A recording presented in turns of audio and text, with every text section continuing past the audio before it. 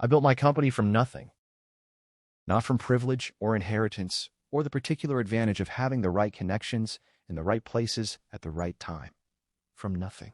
From a small rented office with secondhand furniture and one part-time employee who doubled as my receptionist and my logistics coordinator and my occasional voice of reason when I was moving too fast in a direction that needed more thought. From early mornings and late nights, and the specific determination of someone who has decided that the life they want is not going to arrive on its own and must therefore be constructed deliberately, one decision at a time. 12 years later, the company had 43 employees, 3 regional offices, and a reputation in our industry that I was genuinely proud of. I had built something real, something that worked, something that had taken everything I had to give and had given back considerably more. I mention this because you need to understand what was at stake, not just the marriage, the company too, both simultaneously from the same direction.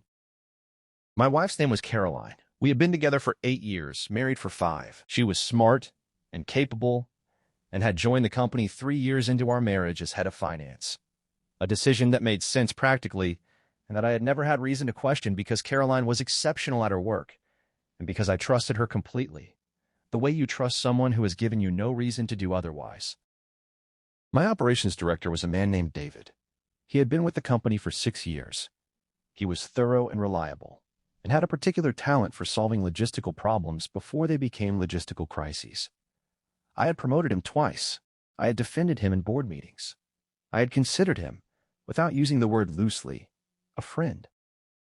The person who came to me was Caroline's younger sister, Tessa. She appeared at my office door on a Tuesday afternoon with the particular expression of someone who has been carrying something they should not have to carry alone and has finally decided they can no longer carry it. She sat down across from me and told me she had seen something she could not unsee and that she had spent 3 weeks trying to decide whether to tell me and had concluded that not telling me was its own kind of betrayal.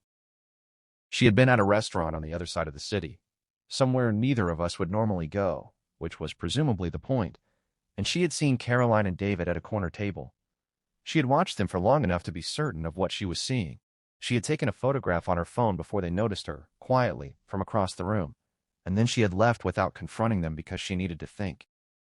She showed me the photograph. I looked at it for a long moment. Then I asked Tessa to close the door and sit back down. Here is what I did not do. I did not pick up the phone and call Caroline. I did not drive to wherever they were and walk through the door. I did not send a message or make a scene or do any of the things that the part of me that was currently experiencing something very close to physical pain wanted to do. I have built a company. I know what it costs to act on emotion before you have your facts in order.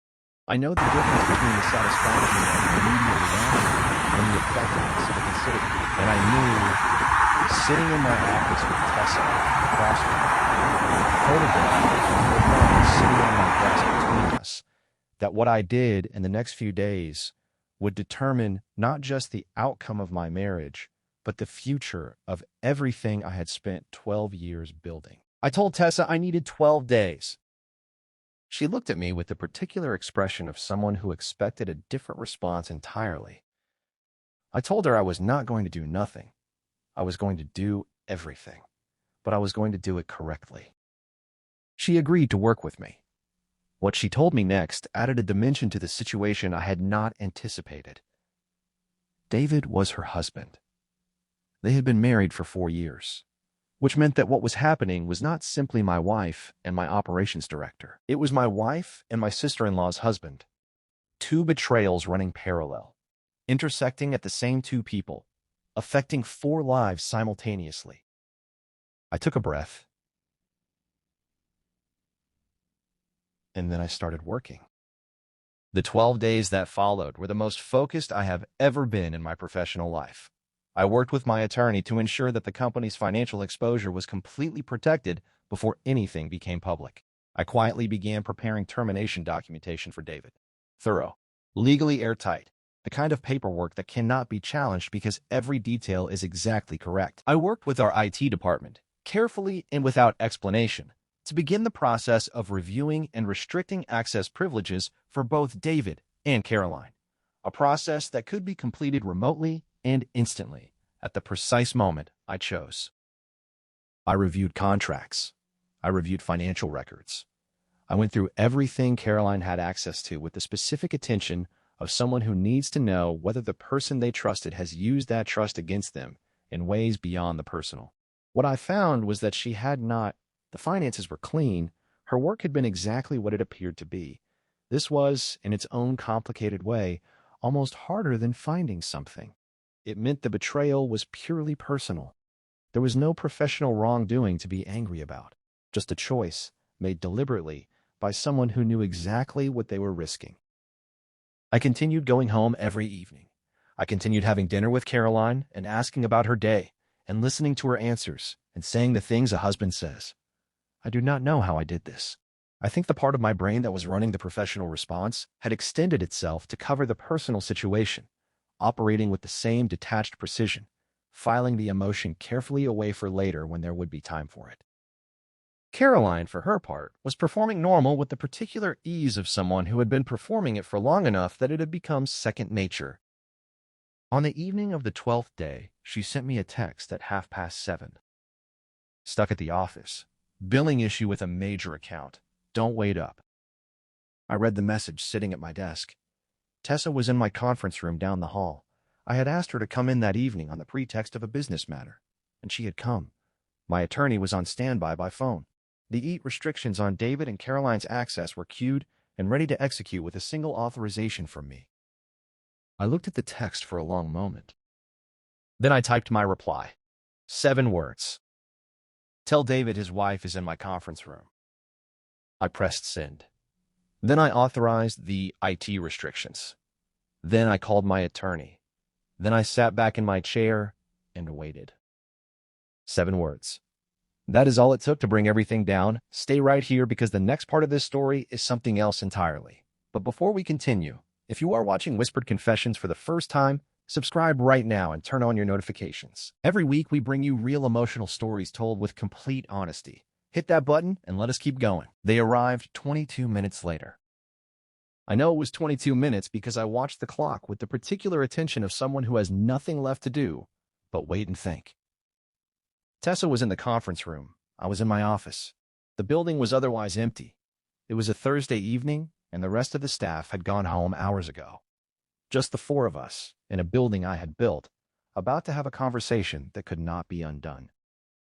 Caroline came through my office door first. Her face was doing several things simultaneously, attempting composure, failing at it, cycling through expressions with the speed of someone whose carefully maintained performance has just been catastrophically interrupted. David was 2 steps behind her, with the look of a man who has been running a calculation in his head for the last 22 minutes and has not arrived at a version of it that ends well. I asked them both to sit down. I had the evidence laid out on my desk. Tessa's photograph, copies of messages that had been retrieved through proper legal channels, dates, times, locations, 12 days of careful documentation assembled into something that required no interpretation. I walked them through it without raising my voice, without drama, with the calm of someone who has already made every decision that needed to be made and is now simply executing. Caroline tried to speak twice. I held up one hand and she stopped. When I had finished presenting the evidence, I told David that his employment was terminated effective immediately, that the relevant paperwork had already been prepared and would be delivered formally in the morning, and that his access to all company systems had been revoked as of 40 minutes ago. He sat very still. He had the look of someone who has just understood the full scope of what they have lost and is only now calculating the number. Then I looked at Caroline.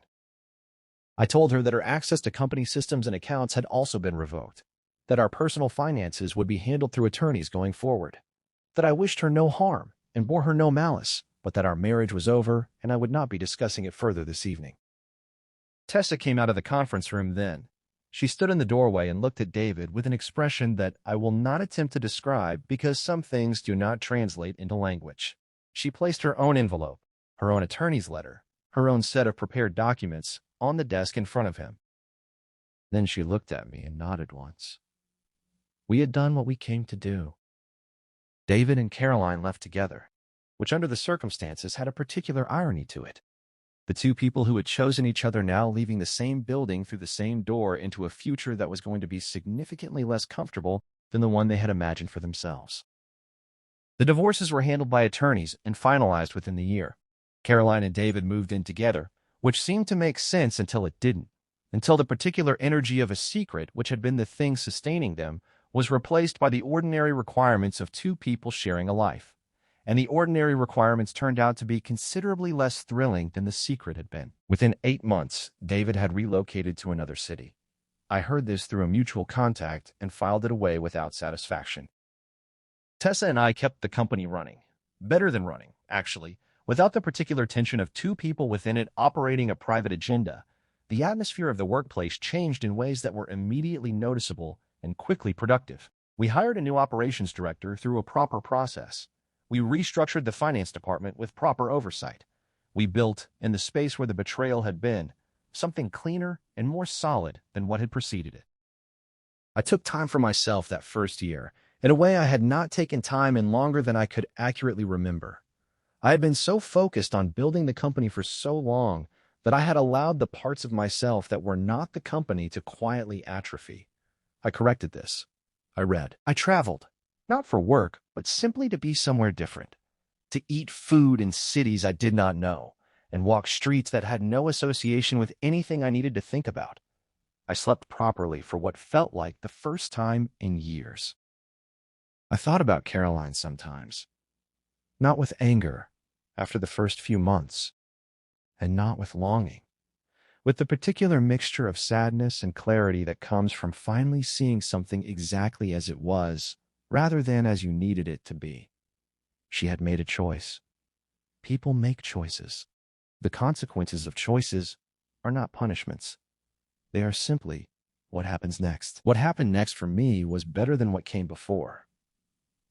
I did not expect that. I would not have predicted it in the early months when the loss was fresh and large and occupied most of the available space. But it was true, and I recognized it as true without needing to perform gratitude for it or construct a narrative around it. I had sent 7 words on a Thursday evening. 7 words that had ended 2 marriages, 1 employment contract, and a version of my life that had been quietly compromised for longer than I knew. 7 words that had also, without my planning it that way, begun something else entirely. I was still building. That had not changed. What had changed was what I was building toward, and the knowledge, cleaner and more certain than anything I had felt in years, that whatever came next would be built on ground that was entirely honest. That was worth everything it had cost. Every single thing. 7 words. That is all it took to change everything. Sometimes the most powerful thing you can do is stay quiet until the exact right moment, and then say exactly what needs to be said. If this story hit you today, drop a comment below and tell me what you thought of how he handled it. I read every single comment. Subscribe to Whispered Confessions if you are not already here, and share this video with someone who needs to see it today. Next week, we have something that will genuinely leave you speechless. I will see you then.